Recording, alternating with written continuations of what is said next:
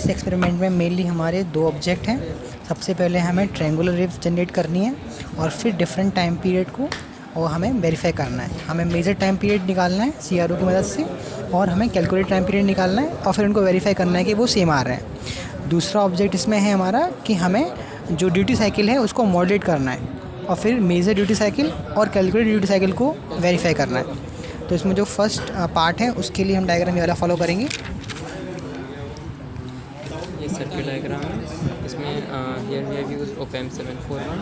So it is this 3 is connected to this junction and 1 kilo ohm and 22 kilo ohm. So as you can see here, this is op-amp and it's 3 terminals made by junction. इसमें क्या feature दिखेगा? 22 kilo ohm and this 1 kilo ohm. Okay, and then it is going to this through this 1K resistor. It is going to this is 2 Zener diodes in opposite polarity.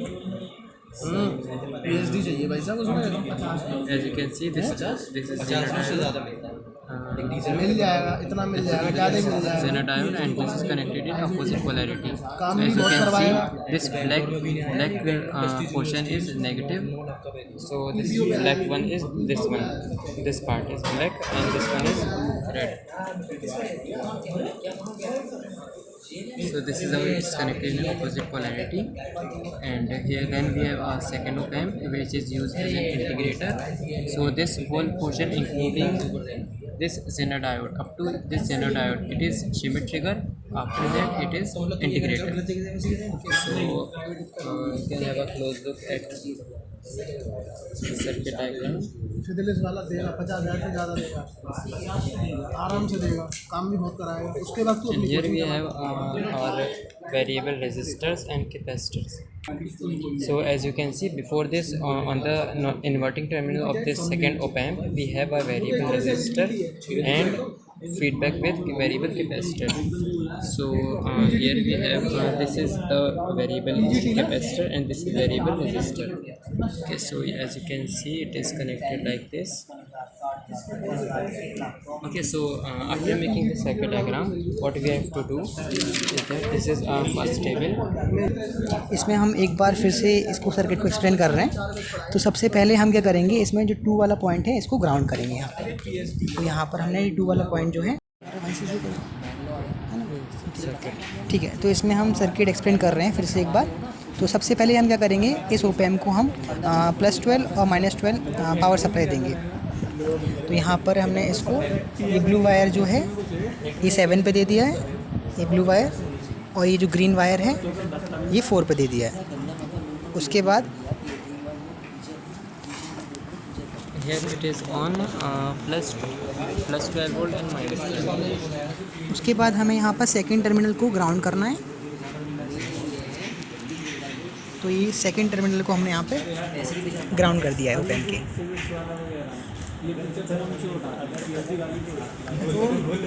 Then हमें इसके third terminal को एक resistance के through connect करना है, R1 resistance 22 kilo ohm.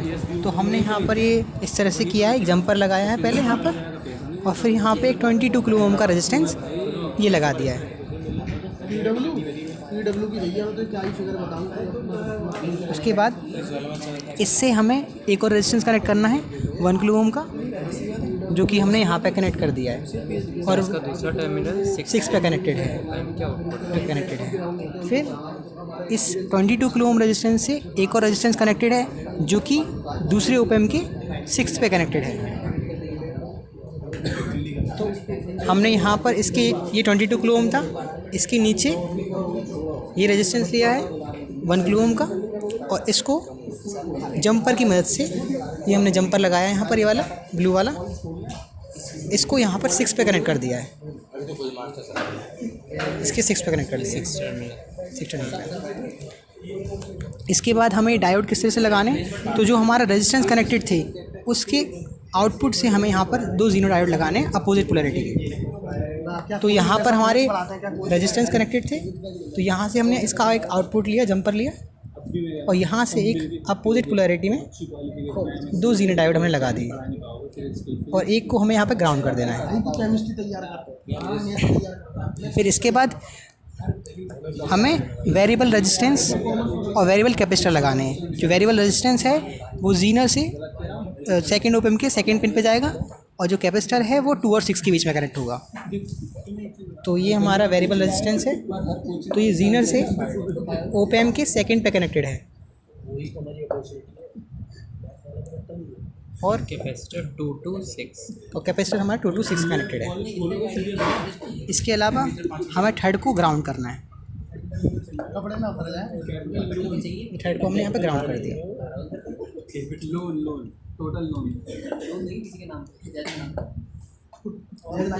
अभी हमें output जो लेना है वो 6 के अक्रॉस लेना है, सेकंड ओपैम के 6 के अक्रॉस। तो यहाँ पर हमने आउटपुट CRO से लेना है, तो हमने CRO कनेक्ट कर दिया इस तरह से।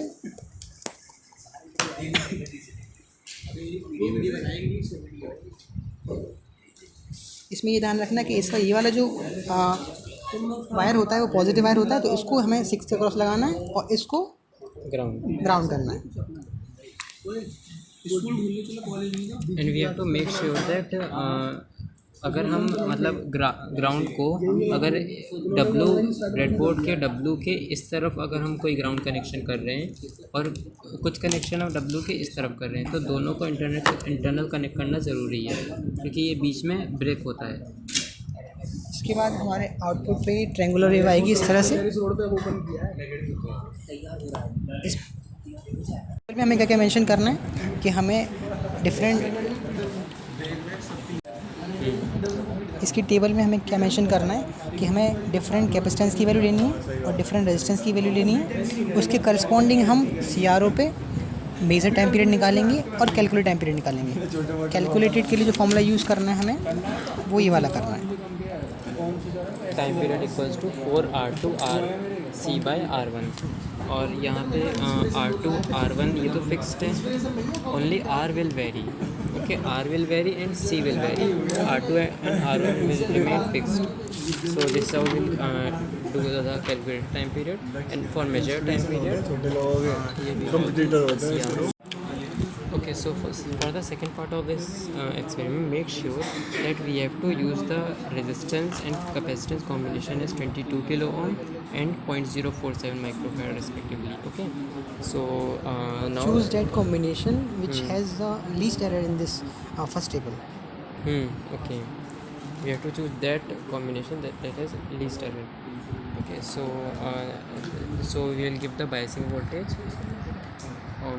from this multimeter, from this power supply through this potentiometer on the third terminal.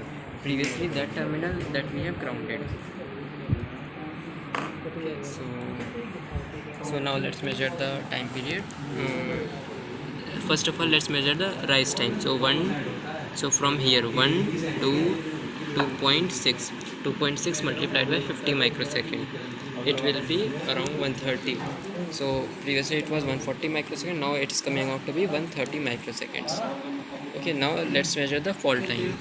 So for the fall time, so it is from here 1 2 3 3.8 almost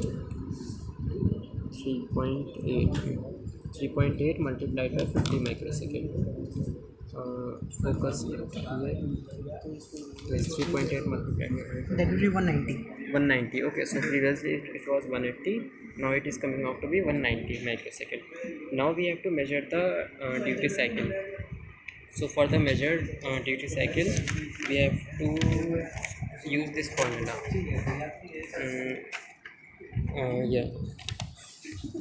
So for the measured duty cycle, we have to use it this form: T1 by T1 plus T2 into 100%. This So T1 T1 is rise rising time and T2 is fall time.